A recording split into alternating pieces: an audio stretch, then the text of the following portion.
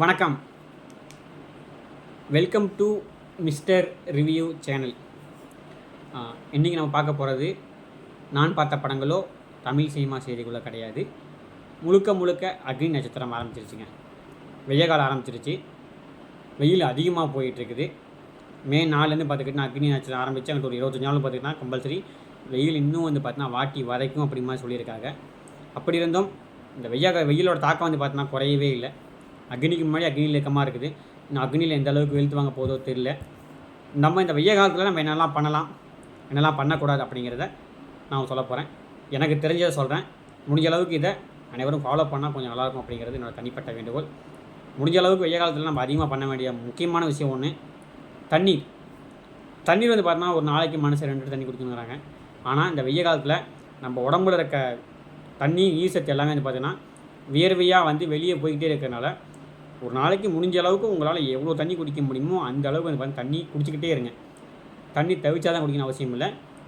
போகிறப்பெல்லாம் பார்த்துக்கிட்டோன்னா உங்களுக்கால் முடியும், உங்களால் அதுக்கான வாய்ப்புகள் பாசிபிலிட்டிஸ் இருந்துச்சுன்னா ஒரு முடக்கு 2 முடக்கு அப்பப்போ குடிச்சிக்கிட்டே இருங்க. நாக்கை பார்த்தீங்கன்னா அதாவது காய விடாமல் முடிஞ்ச அளவுக்கு தண்ணியை நீர் சத்து ஏற்றிக்கிட்டே இருக்க உங்களுக்கு பார்த்துக்கிட்டோன்னா உடம்புல நீர் பற்றாக்குறை வராது.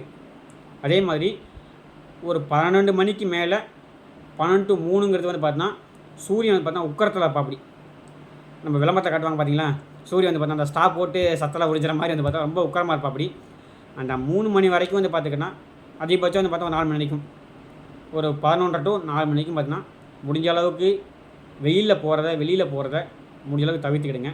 அதுவும் வயசானவங்களாம் பார்த்தா முடிஞ்ச அளவுக்கு இல்லை அறவே தவிர்த்துக்கிறது ரொம்ப ரொம்ப நல்லது. ஏன்னா வெயிலோட தாக்கம் பார்த்தீங்கன்னா அந்த அளவுக்கு இருக்குது. வெயில்னால் இப்போ வரைக்கும் எந்த இறப்பு வரலைனாலும் இப்போ அடிக்கிற வெயில பார்த்தா கண்டிப்பாக பார்த்தீங்கன்னா அதுக்கான பாசிபிலிட்டி அதிகமோ அப்படின்னு தோணுது. முடிஞ்ச அளவுக்கு பார்த்துக்கின்னா ஒரு 11 மணிலேருந்தே பார்த்துக்கின்னா அதிகபட்சம் 6 மணிக்கும் பார்த்துக்கின்னா தேவையில்லாமல் அன்னெசரியாக வெளியே போகிறத குறைச்சிக்கிறது நம்ம உடம்புக்கு நல்லது, அனைவருக்கும் நல்லது. அதே மாதிரி இந்த வெய்ய காலத்தில் அதிகமாக பார்த்துக்கிட்டோன்னா காரம் அதிகமாக சாப்பிடாமல் முடிஞ்ச அளவுக்கு காரத்தை கம்மி பண்ணி இந்த வாட்டர்மெலன் பழம், தர்பூசணி பழம், அதே மாதிரி நீர்ச்சத்து அதிகமாக இருக்க பழங்களை அதிகமாக சாப்பிட்றது உடம்புக்கு ரொம்ப ரொம்ப நல்லது. நமக்கு பார்த்துக்கிட்டோன்னா இந்த மாதிரி சாப்பிட்டா உடம்பு நீர்ச்சத்தும் இருக்கும், பழங்கள் சாப்பிட்ட மாதிரி இருக்கும், உடம்புக்கு தேவையான ப்ரோட்டீனும் பார்த்தீங்கன்னா கிடச்ச மாதிரி இருக்கும். அதனால் முடிஞ்ச அளவுக்கு நம்ம இந்த கொக்கோகோலா, பெப்சி இந்த மாதிரி சாப்பிட்றதுக்கு பதிலாக இந்த மாதிரி வாட்டர்மெலன், இளநீர் முடிஞ்ச அளவுக்கு இளநீர் அதிகமாக குடிங்க. எந்த அளவுக்கு நம்ம இளநீர் அதிகமாக குடிக்கிறோமோ அந்த அளவுக்கு நமக்கு உடம்புக்கு ரொம்ப ரொம்ப நல்லது.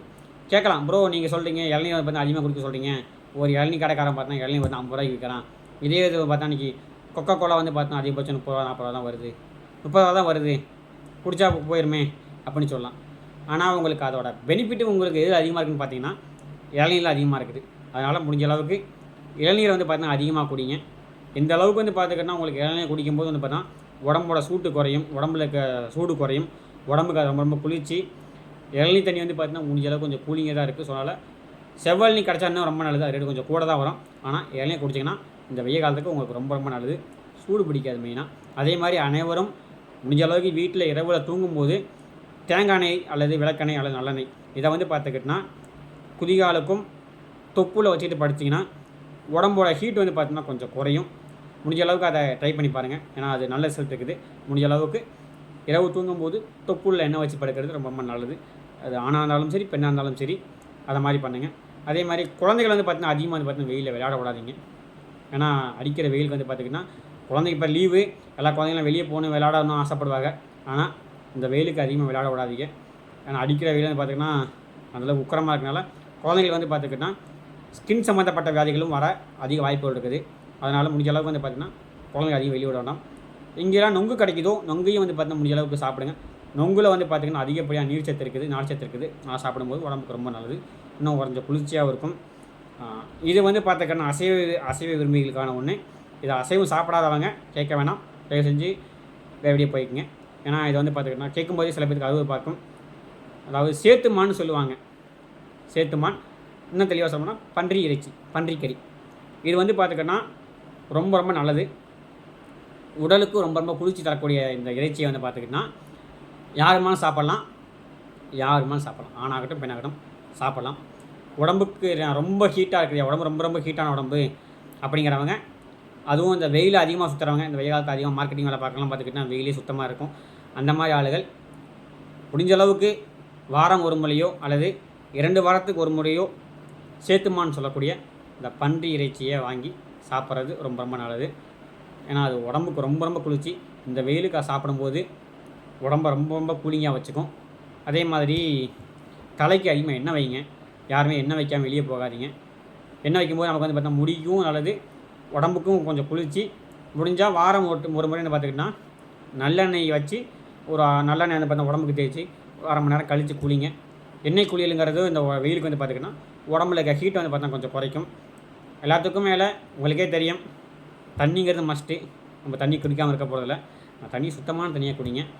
இது வந்து பார்த்துக்கிட்டோன்னா அடுத்து எல்லாத்துக்கும் சொல்லக்கூடியது, வெய்ய நேரங்களில் ஃபோனை வந்து பார்த்தா அதிகமாக யூஸ் பண்ணாதீங்க. ஏன்னா ஃபோன் பார்த்தா இருக்கிற ஹீட்டுக்கு சீக்கிரமாக ஹீட் ஆகுது. ஹீட் ஆச்சுன்னா வெடிக்கிறதுக்கு வாய்ப்பு உண்டு. அதே மாதிரி ஃபோன் கொஞ்சம் ஹீட் ஆகிற மாதிரி தெரிஞ்சால் ஃபோனை சார்ஜ் போடாதீங்க. ஏன்னா அந்த ஹீட்டுக்கு ஃபோன் கண்டிப்பாக வெடிக்கிறதுக்கான வாய்ப்புகள் 100க்கு 90% அதிகமாக இருக்குது. ஸோ அதனால் வெயில் நேரங்களில் அதிகமாக ஃபோனை யூஸ் பண்ண வேணாம்.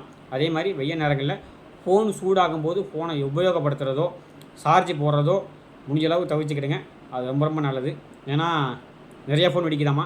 இன்றைக்கி ஒரு நியூஸ் பார்த்தேன், ஆப்பிள் ஃபோனே வந்து பார்த்தேன் வெடிச்சிருக்குது அப்படின்ட்டு ஒரு நியூஸ் பார்த்தேன் நான். அதனால் முடிஞ்ச அளவுக்கு வெயில் நேரங்களில் ஃபோனை யூஸ் பண்ணுறதையும் குறைச்சிக்கிடுங்க. ரொம்ப ரொம்ப நேர்மையானதுன்னா ஃபோனை சார்ஜ் போடுறத அறவே ஒதுக்கிடுங்க. ஏன்னா ஃபோன் ரொம்ப ஹீட் ஆச்சுன்னா அதோட இது நமக்கு தெளிவாக தெரியும். அதனால் இந்த வெயில் நேரங்களில் ஃபோனை வந்து பார்த்துக்கிட்டா முடிஞ்ச அளவுக்கு யூஸ் பண்ணாமல் சார்ஜ் போடாமல் ஃபோன் இருக்கிறத வச்சு யூஸ் பண்ணுங்கள். அதிகம் யூஸ் பண்ணாதீங்க. முடிஞ்ச அளவுக்கு ஃபோன் அதிக நேரம் சார்ஜ் போடாதீங்க. ஒரு 1/2 மணி நேரம் அதுக்கு மேலே சார்ஜ் போட வேணாம். இருக்கிற சார்ஜாக வச்சு குறையும் சார்ஜ் ஏற்றிங்க தப்பில். ஒரேடியாக வந்து பார்த்தா சார்ஜ் ஃபுல்லாக ஏற்றி ஃபோனை ஹீட்டாக்கி சப்போஸ் வெடிச்சிச்சுன்னா பிரபலங்க. ஏன்னா 15,000 போட்டு வாங்குற மினிமம் இன்றைக்கி வந்து பார்த்தா 10,000 மேலே போட்டால் ஒரு நல்ல ஃபோனாக கிடைக்குது. அப்படிங்கும்போது 10,000 நமக்கு வந்து பார்த்தா ஒரு அமௌண்ட் தானே. ஸோ அதனால் ஃபோன் அதிக நேரம் சார்ஜ் போடாமல் அதிகமாக யூஸ் பண்ணாமல் வச்சுக்கிறது ரொம்ப நல்லது. அதுபோக அனைவருக்குமே தெரியும், வெயில் காலத்தில் வந்து பார்த்திங்கன்னா பெட்ரோல் போடும்போது காலை டைமில் போடாதீங்க, நைட் டைமில் போடுங்க அல்லது ஈவினிங் டைமில் போடுங்க. கொஞ்சம் வெயில் தாழ்ந்த கூட பார்த்திங்கன்னா போடுங்க. அது வந்து பார்த்தீங்கன்னா இன்னும் கொஞ்சம் நல்லது. ஒரு நாளைக்கு 2 முறை குளியலுங்கிறது ரொம்ப ரொம்ப அவசியம். இந்த வெயில் காலத்தில் மதியம் ஒரு டைம் குளித்தாலும் ஈவினிங் நைட்டு குளிக்கும்போது படுக்கும்போது ஒரு டைம் குடிச்சிட்டு படுங்க. அது உங்களுக்கு ரொம்ப ரொம்ப நல்லது. சத்தான காய்கள் எடுத்துங்க. அதிகமாக இந்த கோழி இறைச்சி சாப்பிட்றத விட்டுட்டு, கோழி இறைச்சி, பிராய்லரு, சிக்கனு இதை சாப்பிட்றத விட்டுட்டு உடம்புக்கு வந்து பார்த்தீங்கன்னா ரொம்ப ரொம்ப கூலிங்கானது பச்சை காய்கறிகள், கேரட்டு, பீன்ஸு இந்த மாதிரி காய்கறிகள் அதிகமாக உடம்புக்கு சேர்த்துங்க. அது ரொம்ப ரொம்ப நல்லது. காய்கறி சாப்பிட்டா மட்டும் பார்த்தாது. நான் அசைவத்தை சாப்பிட்ற மாதிரி விருப்பப்பட்டீங்கன்னா அந்த சேத்துமான்னு சொல்லக்கூடிய பன்றிக்கறி சாப்பிட்லாம். மீனுங்கிறது நம்ம உடம்பு குளிர்ச்சியாக மீனும் சாப்பிட்லாம். மட்டனுங்கிறது கொஞ்சம் கொலஸ்ட்ரால் தான், கொஞ்சம் ஹீட் இருந்தாலும் மட்டனுங்கிறது அதிகமாக சேர்த்துக்காமல் அப்பப்போ சேர்த்துக்கிறது கொஞ்சம் நல்லது. உங்களுக்கு ரொம்ப குளிர்ச்சியாக வேணும்னா மீன் சேர்த்துங்க. அது ரொம்ப நல்லது தான், கொஞ்சம் குளிர்ச்சியாக உங்களுக்கு உடம்புக்கு. இந்த மாதிரி உங்களுக்கு ஏதாச்சும் இந்த வெய்ய காலத்துக்கு பண்ண வேண்டிய டிப்ஸுகள் ஏதாச்சும் தெரிஞ்சால் மறக்காமல் கமெண்ட் பண்ணுங்கள். 4 பேர் பார்த்து தெரிஞ்சுக்கிட்டோம். எனக்கு தெரிஞ்சதை நான் கண்டிப்பாக உங்களுக்கு சொல்லியிருக்கேன்.